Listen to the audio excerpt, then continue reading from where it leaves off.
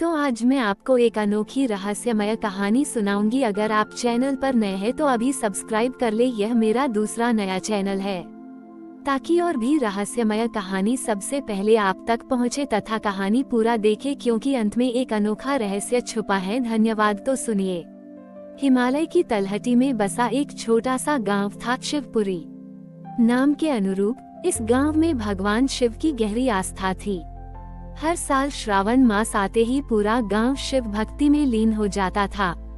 इस बार भी श्रावण के आगमन से पहले ही गांव के मुखिया धर्मपाल ने घोषणा की कि इस वर्ष वे सामूहिक रूप से श्रावण सोमवार व्रत का पालन करेंगे और हर सोमवार को शिव मंदिर में विशेष पूजा अर्चना की जाएगी।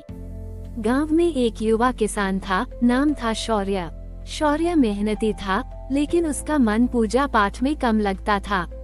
वह सोचता था कि खेत में काम करना ही सबसे बड़ी भक्ति है। धर्मपाल जी की घोषणा सुनकर वह थोड़ा असमंजस में पड़ गया। क्या खेत छोड़कर मंदिर में बैठने से फसल अच्छी होगी? उसने मन ही मन सोचा। पहला श्रावण सोमवार आया। गांव के सभी लोग सुबह उठकर स्नान कर नए वस्त्र पहनकर शिव मंदिर की ओर चल पड़े। शौर्य भी अपनी मां के कहने पर अनमने ढंग से उनके साथ हो लिया। मंदिर में पंडित जी ने कथा सुनाई कि कैसे भगवान शिव ने विषपान कर संसार की रक्षा की थी और कब ऐसे श्रावण मास उन्हें अत्यंत प्रिय है। शौर्य ने पहली बार इतनी एकाग्रता से शिव महिमा सुनी। उसे लगा शायद कुछ तो बात है। पूरे दिन गांव में भक्ति का माहौल छाया रहा। भजन कीर्तन हुए और शाम को सभी ने मिलकर प्रसाद ग्रहण किया। शौर्य ने देखा कि लोगों के चेहरे पर एक अलग ही शांति और संतोष था। वह हैरान था कि भूखे रहने के बावजूद लोग कितने प्रसन्न थे। दूसरा सोमवार आया। इस बार शौर्य खुद ही उठकर तैयार हो गया। उसने महसूस किया कि व्रत से उसके मन को एक अजीब सी शांति मिल रही थी, जो उसे खेत में काम करते हुए भी नहीं मिलती थी। उसने पूरे मन से शिव चालीसा का पाठ किया और मंदिर की साफ सफाई में भी हाथ बटाया। तीसरे सोमवार तक शौर्य पूरी तरह से शिव भक्ति में रम चुका था। उसने महसूस किया कि केवल कर्म करना ही पर्याप्त नहीं है, बल्कि मन की शुद्धि और ईश्वर के प्रति श्रद्धा भी उतनी ही आवश्यक है। उसने प्रण किया कि वह अब हर वर्ष श्रावण मास में शिव व्रत का पालन करेगा। उसी वर्ष शिवपुरी में भयंकर सूखा पड़ा। खेत सूखने लगे और गांव में चिंता की लहर दौड़ गई। धर्मपाल जी ने गांव वालों को धैर्य रखने को कहा और बोले, हमने सच्चे मन से शिव की आराधना की है, वे हमें निराश नहीं करेंगे। उन्होंने चौथे श्रावण सोमवार को एक विशेष रुद्राभिषेक का आयोजन किया। पूरा गांव मंदिर में एकत्रित हुआ। सभी ने मिलकर भोलेनाथ से वर्षा के लिए प्रार्थना की। शौर्य भी पूरी श्रद्धा से इस प्रार्थना में शामिल था। रुद्राभिषेक समाप्त होते ही आकाश में काले बादल छा गए और मूसलाधार वर्षा होने लगी। गांव वाले खुशी से झूम उठे। खेत हरे भरे हो गए और सभी ने शिव का जयकारा लगाया। शौर्य ने अपनी आंखों से यह चमत्कार देखा। उसे समझ आ गया था कि भगवान शिव केवल जल चढ़ाने या पूजा करने से प्रसन्न नहीं होते, बल्कि सच्ची श्रद्धा और विश्वास से होते हैं। उस दिन से शौर्य केवल एक किसान नहीं, बल्कि एक सच्चा शिव भक्त भी बन गया। श्रावण मास उसके लिए सिर्फ व्रत का महीना नहीं, बल्कि अपनी आस्था और विश्वास को सुदृढ़ करने का पर्व बन गया था। शौर्य के लिए श्रावण मास अब सिर्फ पूजा का महीना नहीं रह गया था, यह आत्मचिंतन और सामुदायिक सद्भाव का प्रतीक बन गया था। उस वर्ष की भारी वर्षा के बाद शिवपुरी के खेत फिर से लहलहा उठे थे और गांव में समृद्धि लौट आई थी। शौर्य, जो कभी केवल अपनी मेहनत पर विश्वास करता था, अब जानता था कि ईश्वरीय कृपा और सामूहिक भक्ति की शक्ति कितनी अतुलनीय होती है। अगले श्रावण में शौर्य ने गांव में एक नई परंपरा शुरू करने का प्रस्ताव रखा।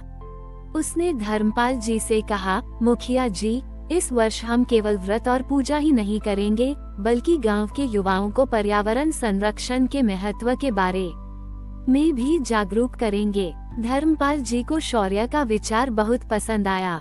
चौथे श्रावण सोमवार को मंदिर में पूजा अर्चना के बाद शौर्य ने गांव के बच्चों और युवाओं को इकट्ठा किया। उसने उन्हें बताया कि कैसे भगवान शिव प्रकृति के देवता हैं और कैसे वृक्ष, नदियाँ और पहाड़ उनका ही स्वरूप हैं। हमें अपनी प्रकृति का असम्मान करना चाहिए, जैसे हम अपने देवताओं का करते हैं, उसने समझाया। उस दिन गांव के सभी युवा शौर्य के नेतृत्व में शिवपुरी के चारों ओर खाली पड़ी जमीन पर पौधे लगाने निकले। उन्होंने संकल्प लिया कि वे हर श्रावण में पेड़ लगाएंगे और उनकी देखभाल करेंगे। ये सिर्फ एक पौधे लगाने का अभियान नहीं था, बल्कि यह प्रकृति के प्रति सम्मान और भविष्य के लिए एक निवेश था। गांव की महिलाएं भी इस पहल में शामिल हुई। उन्होंने पौधों को पानी पिलाने और उनकी सुरक्षा की जिम्मेदारी ली। साल दर साल ये परंपरा बढ़ती गई।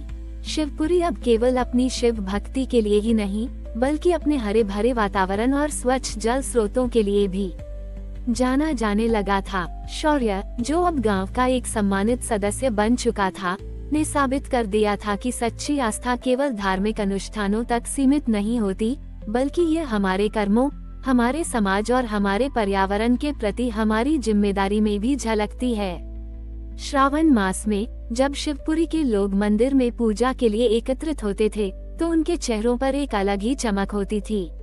उन्हें पता था कि वे केवल अपने आराध्य की स्तुति नहीं कर रहे थे, बल्कि उस प्रकृति का भी सम्मान कर रहे थे जिसे शिव स्वयं धारण करते हैं।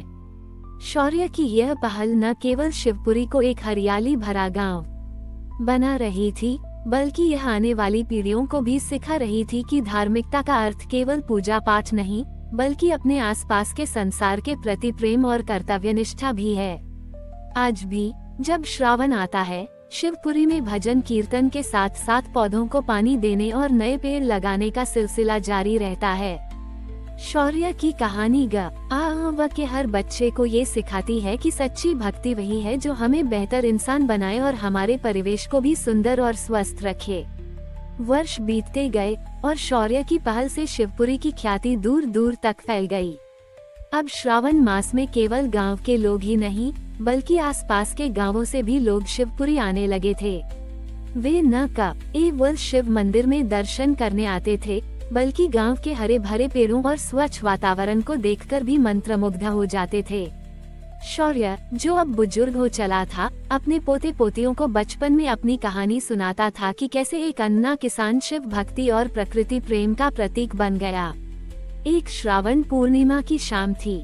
गांव के मुखिया धर्मपाल के पुत्र, जो अब स्वयं मुखिया बन चुके थे, ने गांव की चौपाल पर एक विशेष सभा बुलाई।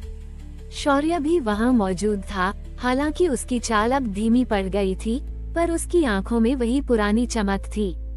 नए मुखिया ने कहा, शौर्य दादा ने हमें सिर्फ पेड़ लगाना नहीं सिखाया, उन्होंने हमें सिखाया कि सच्ची भक्ति हमारे कर्मों में, हमारे पर्यावरण के प्रति हमारी जिम्मेदारी में और हमारे समाज के प्रति हमारे प्रेम में निहित है। गांव के सबसे छोटे बच्चों ने शौर्य के पैरों को छुआ और संकल्प लिया कि वे इस परंपरा को कभी टूटने नहीं देंगे। उन्होंने घोषणा की कि हर श्रावण में वे एक शौर्य वन का विस्तार करेंगे, जहां हर वर्ष नए पेड़ लगाए जाएंगे। ये वन शिवपुरी को और भी घना और सुंदर बनाएगा, जो शौर्य की दूरदर्शिता और समर्पण का एक जीता जागता स्मारक होगा। शिवपुरी अब केवल एक गांव नहीं था, यह आस्था, प्रकृति संरक्षण और सामुदायिक सद्भाव का एक आदर्श बन चुका था। जब भी श्रावण मास आता, शिवपुरी का वातावरण शिव के जयकारों, हरियाली की खुशबू और बच्चों की किलकारियों से गूंज उठता। भगवान शिव, जो कैलाश पर्वत पर विराजमान होकर सृष्टि का कल्याण करते हैं, मानो शिवपुरी की इस पावन धरती पर शौर्य के माध्यम से अपनी कृपा बरसा रहे थे।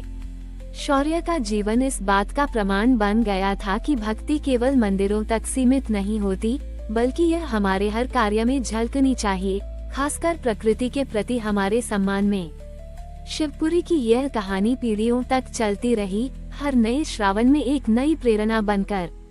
गांव के लोग मानते थे कि जब तक वे शौर्य के दिखाए रास्ते पर चलते रहेंगे, शिव की कृपा उन पर और उनकी भूमि पर सदैव बनी रहेगी।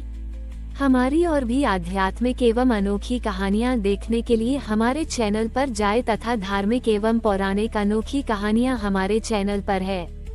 कृपया जाके देखें तथा हमारे चैनल को सब्सक्राइब करके रखें और वीडियो लाइक जरूर करें। धन्यवाद।